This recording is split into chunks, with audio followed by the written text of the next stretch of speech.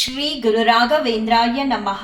ಎಲ್ಲರಿಗೂ ನನ್ನ ನಮಸ್ಕಾರಗಳನ್ನ ತಿಳಿಸ್ತಾ ಇವತ್ತಿನ ವಿಡಿಯೋದಲ್ಲಿ ನನಗಾದ ಅನುಭವನ ತಿಳಿಸ್ತಾ ಇದ್ದೀನಿ. ರಾಯರು ಮಂತ್ರಾಲಯದಿಂದ ಪ್ರಸಾದದ ಮೂಲಕ ಇವತ್ತು ನಮ್ಮ ಮನೆಗೆ ಬಂದಿದ್ದಾರೆ. ಈ ಬರೋದಕ್ಕೂ ಮುಂಚೆ ಹಿಂದೆ ಒಂದು ಸ್ಟೋರಿ ಇತ್ತು, ಅದನ್ನ ಮೊದಲು ತಿಳಿಸ್ತೀನಿ.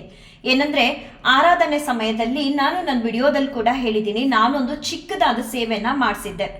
ಆ ಸೇವೆಗೆ ಪ್ರಸಾದ ಬರಹಾಗಿರ್ಲಿಲ್ಲ, ಯಾವುದೂ ಕೂಡ ಪ್ರಸಾದ ಕಳಿಸ್ತೀವಿ ಅಂತ ಆ ಸೇವೆ ಲಿಸ್ಟಲ್ಲಿ ಇರಲಿಲ್ಲ. ನಾನಾದರೂ ರಾಯರ ಹತ್ರ ಏನು ಮಾಡಿದೆ ಅಂದರೆ, ಆ ಸೇವೆನ ಬುಕ್ ಮಾಡಿದ್ಮೇಲೆ ಸ್ವಾಮಿ ಸ್ವಲ್ಪ ನನಗೂ ಪ್ರಸಾದ ಕಳಿಸ್ಕೊಟ್ಬಿಡಿ ಆರಾಧನೆದು ಅಂತ ಕೇಳ್ಕೊಂಡೆ. ನನಗೆ ಗೊತ್ತು ನಾನು ತೊಗೊಳ್ತಿರೋಂತಹ ಸೇವೆ ಅಮೌಂಟ್ಗೆ ಯಾವ ಪ್ರಸಾದನೂ ಕಳಿಸಲ್ಲ ಅಂತ, ಆದರೂ ಕೂಡ ನಿಮ್ಮ ಹತ್ರ ಕೇಳ್ಕೊಳ್ತಿದ್ದೀನಿ, ನನಗೆ ಪ್ರಸಾದನ ಕಳಿಸ್ಕೊಡ್ತೀರಾ ನಿಮ್ಮ ಆರಾಧನೆದು ಅಂತ ಕೇಳ್ಕೊಂಡಿದ್ದೆ. ಕೇಳ್ಕೊಂಡು ಒಂದು 5-6 ನಿಮಿಷಕ್ಕೆ ಒಂದು ಪೀಠದ ಮೇಲೆ ಇದ್ದಂತಹ ಹೂವು ಕೆಳಗಡೆ ಬೀಳ್ತು. ಸರಿ, ನಾನು ಕೂಡ ನೋಡಿ ನನ್ನಪ್ಪ ಕೇಳಿಸ್ಕೊಂಡಿದ್ದಾರೆ, ಏನೋ ಒಂದು ಮಾಡ್ತಾರೆ ಅಂದ್ಬಿಟ್ಟು ಸುಮ್ಮನಾದೆ. ಮತ್ತು ಅದಾದ್ಮೇಲೆ ಕೂಡ ನಾನು ರಾಯರ್ಗೆ ಹೇಳಿದೆ, ಏನು ಗೊತ್ತಪ್ಪ, ಜಾಸ್ತಿ ದುಡ್ಡೇ ಕಟ್ಟಿ ನಿನ್ನ ಪ್ರಸಾದ ಕೊಡೋ ಅಂತ ಸೇವೆನೇ ನಾನು ಮಾಡಿಸ್ಬೋದಿತ್ತು, ಆದರೆ ಮನೇಲಿ ನಿಮ್ಮ ಸೇವೆ ಕೂಡ ನಾನು ಮಾಡ್ತಿದ್ದೀನಲ್ವಾ, ಆರಾಧನೆ 3 ದಿನ ಕೂಡ ಮನೇಲಿ ಮಾಡ್ಬೇಕಲ್ವಾ, ಆ ಕಾರಣಕ್ಕೆ ನಾನು ಚಿಕ್ಕ ಅಮೌಂಟನ್ನು ಕಟ್ಟಿ ಸೇವೆ ಅನ್ನೋದನ್ನ ಮಾಡಿಸ್ತಿದ್ದೀನಿ, ಅದಕ್ಕೆ ಹೇಗಾದರೂ ಮಾಡಿ ಪ್ರಸಾದ ಕಳಿಸ್ಕೊಟ್ಬಿಡಿ ಅಂತ ಕೇಳ್ಕೊಂಡಿದ್ದೆ. ಅದಾದ್ಮೇಲೆ ಮಂತ್ರಾಲಯದಲ್ಲಿ ಆರಾಧನೆ ಕೂಡ ಆಯಿತು. ನಮ್ಮ ಮನೇಲಿ ಕೂಡ ತಕ್ಕ ಮಟ್ಟಿಗೆ ನನ್ನ ಕೈ ಶಕ್ತಿ ಇದ್ದಷ್ಟು 3 ದಿನ ಕೂಡ ರಾಯರಿಗೆ ಆರಾಧನೆ ಸೇವೆ ಅಂತ ಮಾಡಿದೆ. ಯಾರ ಮುಖಾಂತರನಾದರೂ ನನಗೆ ರಾಯರು ಪ್ರಸಾದ ಕಳಿಸ್ಕೊಡ್ತಾರೆ, ಕೇಳಿದ್ದೀನಿ, ನಾನು ಕೇಳಿದಾಗ ಆಶೀರ್ವಾದ ಕೂಡ ಮಾಡಿದ್ದಾರೆ ಅನ್ನೋ ಭರವಸೆಯಲ್ಲಿ ತುಂಬ ಇದ್ದೆ. ಯಾರ ಮುಖಾಂತರ ಕೂಡ ನನಗೆ ಆರಾಧನೆ ಪ್ರಸಾದ ಬರದೇ ಹೋಯಿತು. ಸ್ವಲ್ಪ ಬೇಜಾರಾಯಿತು. ಅವಾಗ ನಾನು ರಾಯರಿಗೆ ಹೇಳಿದೆ, ಹೋಗ್ಲಿ ಬಿಡಪ್ಪ, ನೆಕ್ಸ್ಟ್ ಟೈಮು ಜಾಸ್ತಿ ದುಡ್ಡದು ಸೇವೆನ ತೊಗೊಂಡು ನನ್ನ ಮನೆಗೆ ಆರಾಧನೆ ಪ್ರಸಾದನ ತರಿಸ್ಕೊಳ್ತೀನಿ ಅಂತ ಹೇಳಿ ಆ ವಿಚಾರನ ಅಲ್ಲೇ ಮರ್ತ್ಬಿಟ್ಟೆ. ಕೊಡೋದಿದ್ದರೆ ಹೇಗಿದ್ರು ತಲುಪಿಸ್ತಿದ್ರು ರಾಯರು, ಯಾಕೋ ಏನೋ ಪ್ರಸಾದ ಬರದೇ ಹೋಯಿತು ಅಂತ ನನಗೆ ನಾನೇ ಸಮಾಧಾನ ಮಾಡ್ಕೊಂಡು ಆ ವಿಚಾರನ ಅಲ್ಲೇ ಬಿಟ್ಬಿಟ್ಟಿದ್ದೆ. ಇವತ್ತೇನಾಯಿತು ಅಂದರೆ, ನಮ್ಮ ಮನೆ ಮುಂದೆ ಇರೋ ಬ್ಯಾಂಕ್ಗೆ ಸ್ವಲ್ಪ ದುಡ್ಡು ಕಟ್ಟಬೇಕಿತ್ತು. ಆ ಅಕೌಂಟು ಡೀಟೇಲ್ಸ್ನ ನಮ್ಮ ಮನೆಯವ್ರನ್ನ ಕೇಳಿದೆ, ಕಳಿಸ್ಬಿಡಿ ನನಗೆ ಅಂತ. ಸರಿ ಅಂತ ಅವರು ಸ್ಕೂಲ್ಗೆ ಹೋದವರು ಮರ್ತೇ ಬಿಟ್ರು ನನಗೆ ಅಕೌಂಟ್ ಡೀಟೇಲ್ಸ್ನ ಕಳಿಸೋದು. ನಾನು ಕೂಡ ಏನು ಮಾಡೋದು, ದುಡ್ಡು ಕಟ್ಟಬೇಕು, ಅಕೌಂಟ್ ಡೀಟೇಲ್ಸ್ ಇಲ್ಲದೆ ಹೇಗೆ ಕಟ್ಟೋದು? ಸರಿ, ಫೋನ್ ಮಾಡೋಣ ಅಂತ ಹೋದರೆ ನನಗಿವತ್ತು ಬೆಳಿಗ್ಗೆಯಿಂದ ನೆಟ್ ಪ್ರಾಬ್ಲಮ್ ಮನೇಲಿ, ಜಿಯೋ ಫೈಬರು ವರ್ಕ್ ಆಗ್ತಿಲ್ಲ. ಜಿಯೋ ಫೈಬರ್ ಇಲ್ಲ ಅಂದರೆ ನಾನು ಯಾರಿಗೂ ಕೂಡ ಫೋನ್ ಮಾಡೋಕ್ಕಾಗಲ್ಲ. ಬೇಜಾರಾಗ್ತಿತ್ತು, ಏನು ಇವತ್ತು ಈ ಥರ ಆಗ್ತಿದೆ ಅಂತ ಹೇಳಿ ರಾಯರ ಮುಂದೆ ಕೂತ್ಕೊಂಡು ಒಂದು ವಿಡಿಯೋ ಅಪ್ಲೋಡ್ ಮಾಡೋಣ ಸಂಜೆ ಅಂತ ಒಂದು ವಿಡಿಯೋ ಕೂಡ ಮಾಡಿಕೊಂಡೆ. ಅದಾದಮೇಲೆ ಊಟ ಮಾಡೋಣ ಅಂತ ಹೇಳಿ ಊಟ ಮಾಡಿ ಮಲಗಿಬಿಡೋಣ ಅಂತ ಹೋಗ್ತಿದ್ದೆ. ಯಾಕೋ ಏನೋ ಮನ್ಸು ಅನ್ನಿಸ್ತು, ಫೋನ್ ಕಾಲು ಯಾರ ಕೈಲಾದರೂ ಮಾಡಿಸ್ಬಿಡೋಣ ಅಂತ ಹೇಳಿ ಬ್ಯಾಂಕ್ ಹತ್ರ ಹೋಗೋಣ, ಅಲ್ಲೇ ಮಾಡಿಸಿದ್ರೆ ಅಕೌಂಟ್ ಡೀಟೇಲ್ಸ್ ಕೊಡ್ತಾರಲ್ವಾ, ಹೋಗೇ ಬಿಡೋಣ, ಅವ್ರ ಕೈಲೇ ಫೋನ್ ಮಾಡಿಸೋಣ ನಮ್ಮ ಮನೆಯವ್ರಿಗೆ ಅಂತ ಹೇಳಿ ಕೆಳಗಡೆ ಇಳಿದೆ. ನಮ್ಮ ಗೇಟ್ ಹತ್ರ ಇದು ಸಿಕ್ಸಿತ್ತು ಈ ಕವರು. ನಾನು ಅಡ್ರೆಸ್ ಕಾಣಬಾರ್ದು ಅಂತ ಅಲ್ಲಿ ಸ್ವಾಮಿಯವ್ರದ್ದು ಫೋಟೋಗಳನ್ನ ಹಾಕಿದ್ದೀನಿ ಅಷ್ಟೇ ಆ ಕವರ್ ಮೇಲೆ. ನೋಡಿ, ಇದೇನಿದು, ಯಾರೋ ಪೋಸ್ಟ್ಮ್ಯಾನ್ ಬಂದ್ಬಿಟ್ಟು ಇಲ್ಲಿ ಸಿಕ್ಸಿದಾನಲ್ಲ, ಮೇಲ್ ಕೂಡ ಬರ್ದೆ, ಹೆಸರು ನೋಡಿದ್ರೆ ಶ್ರೀಧರ್ ಅಂತ ನಮ್ಮ ಮನೆಯವ್ರ ಹೆಸರೇ ಇದೆಯಲ್ಲ ಅಂತ ಹೇಳಿ ಅದನ್ನು ತೊಗೊಂಡು ಬ್ಯಾಂಕ್ ಒಳಗಡೆ ಹೋದೆ. ನನಗೆ ಫೋನ್ ಕಾಲ್ ಮಾಡಿಸಿ ಬ್ಯಾಂಕ್ ಡೀಟೇಲ್ಸ್ ಅಂದರೆ ಅಕೌಂಟ್ ಡೀಟೇಲ್ಸ್ನ ತೊಗೊಳ್ಳೋ ಬ್ಯುಸಿಲಿದ್ದೆ.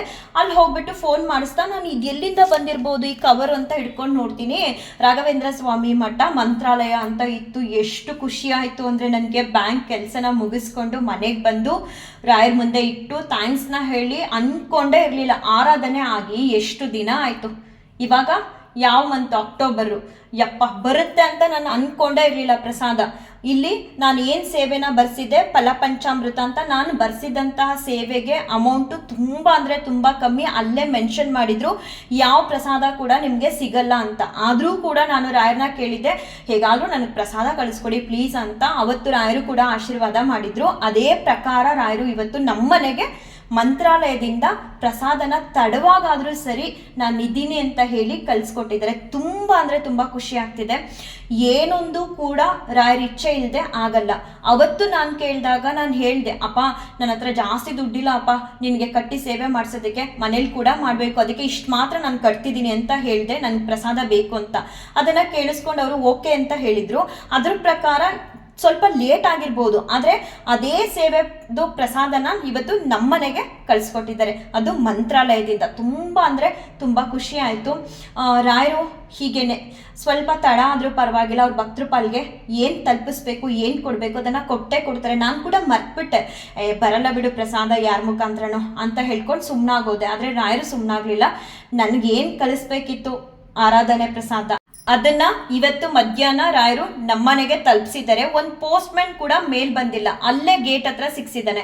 ನಾನೇನಾದ್ರೂ ಬ್ಯಾಂಕ್ ಡೀಟೇಲ್ಸ್ ಇಲ್ಲ, ಹೋಗ್ಲಿ ಬಿಡು ಅತ್ತಗೆ ಬ್ಯಾಂಕ್ಗೆ ಇವತ್ತು ದುಡ್ಡು ಕಟ್ಟೋದು ಬೇಡ, ಫೋನ್ ಕೂಡ ಯಾರ ಹತ್ರನೂ ಮಾಡ್ಸೋದು ಬೇಡ ಅಂತ ಮನೇಲೆ ನಿದ್ದೆ ಮಾಡಿದ್ರೆ ಅದು ಯಾರಾದ್ರೂ ಗೇಟ್ ಓಪನ್ ಮಾಡಿದಾಗ ಕೆಳಗಡೆ ಬೀಳ್ತಿತ್ತೋ ಬೇರೆ ಯಾರ ಕೈಲಿ ಸಿಕ್ತಿತ್ತೋ ಗೊತ್ತಿಲ್ಲ.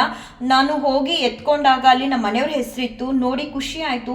ಯಾರು ಯಾವ ಪೋಸ್ಟ್ ಮ್ಯಾನು ಕೂಡ ಮೇಲ್ ಬರ್ದೆ ಇದೇನೋ ಇಟ್ಬಿಟ್ಟು ಹೋಗಿದಾರಲ್ಲ ಅನ್ಕೊಂಡು ಅಕೌಂಟ್ ಡೀಟೇಲ್ಸ್ನ ತಗೋಬೇಕು ನಮ್ಮ ಮನೆಯವರಿಂದ ಅನ್ನೋ ಬಿಸಿಲೇ ಹೋಗಿ ಬ್ಯಾಂಕಲ್ಲಿ ಫೋನ್ ಮಾಡಿಸ್ತಾ ನೋಡ್ತೀನಿ ಅಲ್ಲಿ ರಾಘವೇಂದ್ರ ಸ್ವಾಮಿ ಮಠ ಮಂತ್ರಾಲಯ ಅಂತ ಇತ್ತು. ತುಂಬಾ ಅಂದ್ರೆ ತುಂಬಾ ಖುಷಿ ಆಯ್ತು, ಹೇಳಕ್ಕ ಸಾಧ್ಯ. ಒಂದೊಂದ್ಸಲ ಈ ಚಿಕ್ಕ ಇದು ಕೇಳೋರ್ಗೆ ಚಿಕ್ಕದು ಅನಿಸ್ಬೋದು, ಆದ್ರೆ ನನ್ನ ಪಾಲ್ಗೆ ಬಹಳ ದೊಡ್ಡದು. ಅವತ್ತು ಕೇಳಿದಾಗ ಪ್ರಸಾದನ ಕೊಡ್ತೀನಿ ಅಂತ ಹೇಳಿದ್ರು, ಅದೇ ಮಾತಿನ ಪ್ರಕಾರ ಇವತ್ತು ನಮ್ಮ ಮನೆಗೆ ಮಂತ್ರಾಲಯದಿಂದ ಪ್ರಸಾದನ ಕಳಿಸ್ಕೊಟ್ರು ರಾಯರು. ನೋಡಿ, ನಮ್ಮ ಕಷ್ಟಗಳಿಗೆ ನಮ್ಮ ಇಷ್ಟಗಳಿಗೆ ಯಾರಾದ್ರೂ ಒಬ್ರು ಹೃದಯ ತುಂಬಿ ನಮಗೆ ಸಹಕರಿಸೋದಕ್ಕೆ ಅಥವಾ ನಮ್ಮ ಕಷ್ಟ ಕಾರ್ಪಣ್ಯಗಳನ್ನ ಕೇಳಿ ಸರಿಪಡಿಸೋದಕ್ಕೆ ಅಂತ ಇದ್ದರೆ ಅದು ರಾಯರ್ ಮಾತ್ರ. ರಾಯರ್ ಬಿಟ್ರೆ ಯಾರೂ ಕೂಡ ನಮ್ಮ ಕಷ್ಟಗಳಲ್ಲಿ ಬರಲ್ಲ, ನಮ್ಮ ಇಷ್ಟಾರ್ಥಗಳನ್ನ ಕೂಡ ಈಡೇರಿಸಲ್ಲ. ರಾಯರು ನಾವೇನೇ ಕೇಳ್ಕೊಂಡಿರಲಿ, ಎಷ್ಟೇ ತಡ ಆಗಲಿ, ನಾವು ಅವ್ರ ಹತ್ರ ಏನೋ ಕೇಳ್ಕೊಂಡಿದ್ದೀವಿ, ನಮ್ಮ ಕಷ್ಟನ ಹೇಳ್ಕೊಂಡಿದ್ದೀವಿ ಅಂದರೆ ಅವ್ರು ಒಂದೊಂದ್ಸಲ ಹೂವಿನ ಮೂಲಕ ಭರವಸೆ ಕೊಡ್ಬೋದು, ಒಂದೊಂದ್ಸಲ ಕೊಡ್ದೇನೂ ಇರ್ಬೋದು. ಆದರೆ ಅವ್ರು ಕೇಳಿಸ್ಕೊಂಡಿರ್ತಾರೆ. ನಾವು ಅನ್ಕೋತೀವಿ ಅಯ್ಯೋ ನಾವು ಮಾತಾಡುವಾಗ ಹೂ ಕೊಡಲಿಲ್ಲ, ಮೋಸ್ಟ್ಲಿ ನಾವು ಮಾತಾಡಿರೋದು ಅವ್ರಿಗೆ ಕೇಳಿಸುತ್ತೋ ಇಲ್ವೋ ಅಂತ. ಆ ರೀತಿ ಅನುಮಾನನೇ ಬೇಡ. ಅವ್ರ ಮುಂದೆ ಕೂತ್ಕೊಂಡು ನೀವೇನೋ ನಿಮ್ಮ ಕಷ್ಟ ನಿಮ್ಮ ಇಷ್ಟ ಹೇಳಿದ್ದೀರಾ ಅಂದರೆ ಅದು ಅವ್ರಿಗೆ ತಲುಪಿರುತ್ತೆ. ಸಮಯ ಅಂತ ಬಂದಾಗ ನಿಮಗೆ ಕೊಡಬೇಕಾಗಿರೋದನ್ನ ಕೊಟ್ಟೆ ಕೊಡ್ತಾರೆ, ನಿಮ್ಮ ಕಷ್ಟನ ಪರಿಹಾರ ಮಾಡೇ ಮಾಡ್ತಾರೆ. ಪುಣ್ಯಾತ್ಮರು ರಾಯರು.